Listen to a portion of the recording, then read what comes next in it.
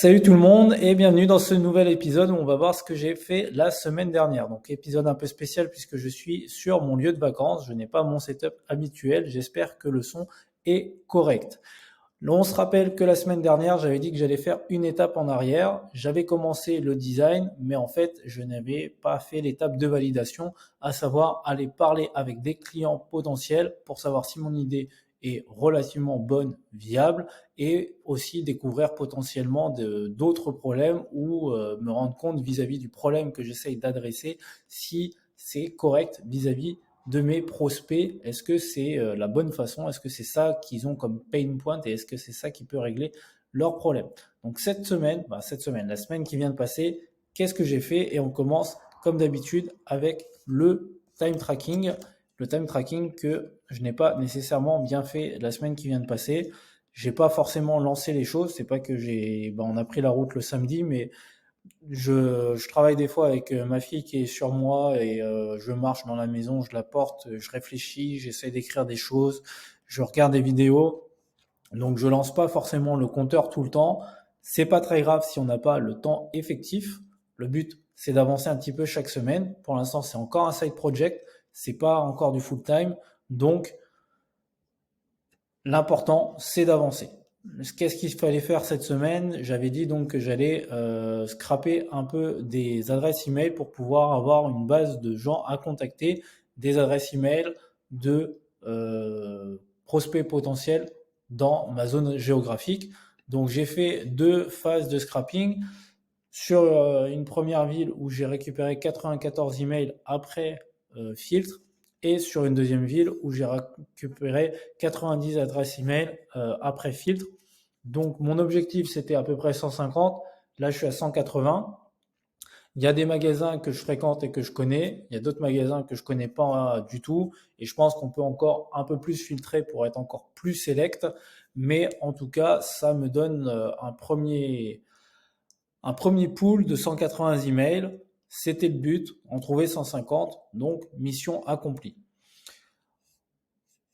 Ensuite, je ne vais pas envoyer de formulaire à ces gens de but en blanc avec un email juste comme ça. Je me dis, je vais aller voir déjà contacter les commerces que j'ai l'habitude et qui me connaissent pour aller discuter avec eux. Pourquoi ce choix?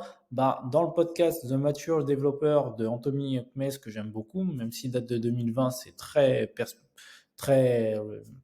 juste ce qu'il explique, c'est d'aller contacter directement les gens, leur parler, avoir des feedbacks sur leur métier actuel, sur leurs pain points et voir si notre solution peut répondre effectivement à ces pain points, mais faire des interviews en présentiel et pas envoyer juste un questionnaire qui potentiellement aussi serait biaisé, où on aurait une partie des réponses mais ça serait pas une interaction.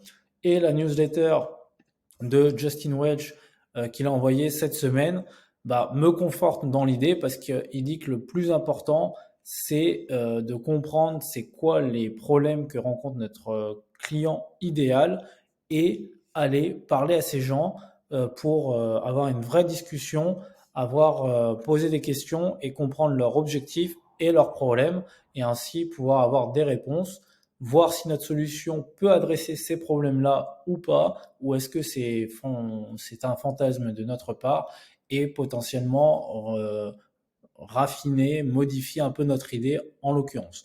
Donc le prochain objectif, ça va être d'aller parler directement aux gens. C'est un objectif qui est un peu problématique dans le sens où pour l'instant je suis pas full time, donc je ne sais pas comment je vais prendre le temps d'aller discuter avec des personnes.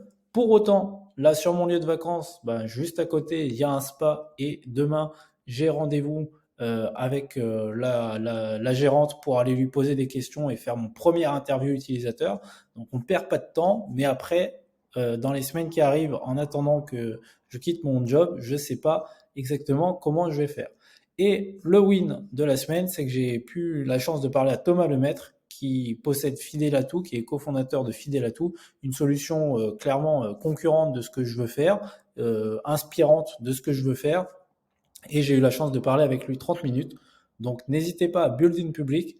Potentiellement, vous pourrez rencontrer des gens, avoir des discussions intéressantes, et personne ne vous volera votre idée. On se retrouve la semaine prochaine. Ciao!